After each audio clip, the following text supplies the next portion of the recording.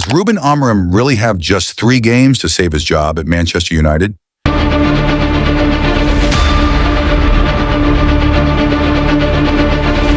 That's the question after a dreadful run of results and a shaky start that's left fans worried. Amorim was hired to rebuild United, to bring identity and control.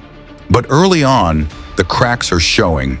The team looks fragile, key players are being played out of position, and the same old problems, creativity, leadership, and ruthlessness, won't go away. So how has it unraveled this quickly? I know you are really disappointed with me and really disappointed with the team. Is it the players, or is Amorim's system suffocating them? And most importantly, can he turn it around before it's too late? Going into the summer, most United fans didn't expect a massive rebuild. With financial fair play restrictions in play, funds look limited. Even so, United made 2 strong additions. Bryan Mbeumo, bringing directness, creativity, and goals, and Matheus Cunha, a versatile forward who presses, links play, and adds end product. At that point, if there was room for one more big signing, fans hoped it would be in a different area of the pitch. A midfielder like Carlos Baleba, or even a goalkeeper such as Emiliano Martinez, if more additions were possible. But according to reports, Jason Wilcox, the club's technical director, pushed instead for a center forward. That's why Rasmus Højlund moved on and Benjamin Šeško came in from RB Leipzig. And let's be clear, Šeško isn't the issue. He hasn't been missing big chances. He hasn't been getting them. The service has been poor, just like last season.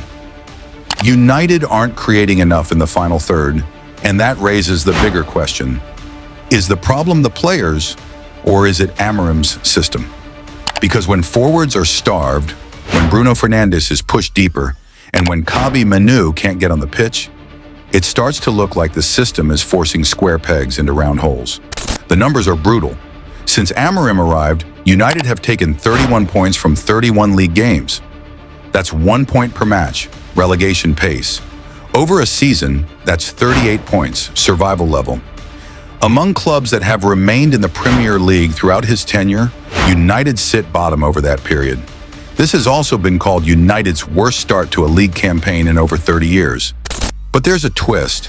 Back then, Sir Alex Ferguson was in charge, and United went on to win the league that season. Even great managers can have brutal starts. The difference is, Ferguson had years of credit in the bank. Amorim doesn't. Bruno Fernandes is still United's most influential player. Under Amorim, though, he's being used deeper than ever. Why? Amorim wants his number 10s to be ultra-athletic pressing machines. Bruno doesn't fit that profile, so he's been shifted back to help build play rather than lead attacks. The knock-on effects are clear. Bruno's creativity is blunted where United need it most. Kobbie Mainoo gets squeezed out.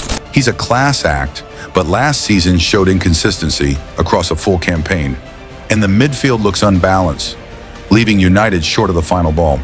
So again, are the players failing the system, or is the system failing the players by pushing them into roles that don't maximize their strengths? Beyond tactics, the mindset looks fragile. Against Arsenal, United pressed well, stayed compact, and even after conceding, they kept their shape. It was one of the best displays under Amorim, but they didn't finish chances, and in the Premier League, that means defeat.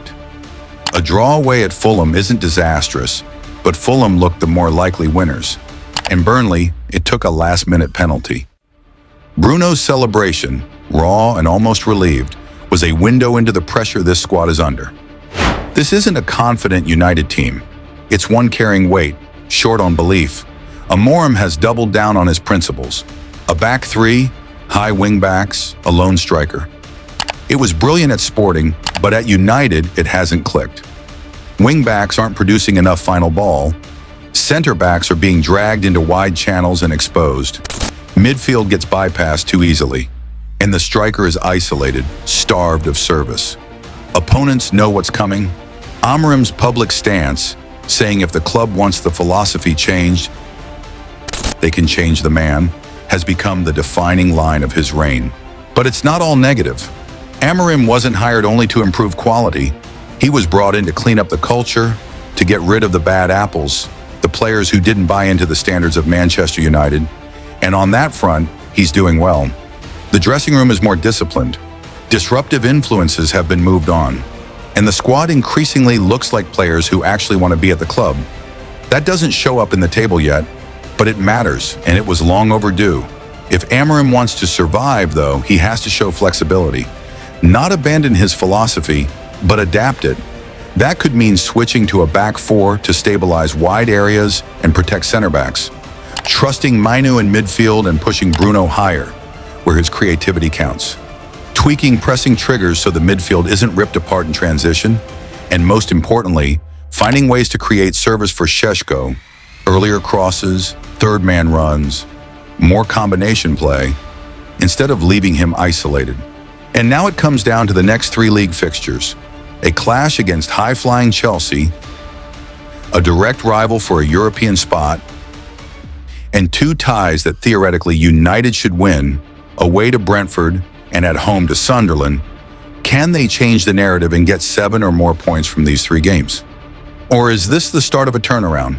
A coach out sticking to his principles, finally finding the balance between system and squad? Here's the truth. He's already started the hard work of reshaping the dressing room. He wasn't just brought in for results. He was brought in to restore standards, get rid of the bad apples, and build a squad that actually respects Manchester United.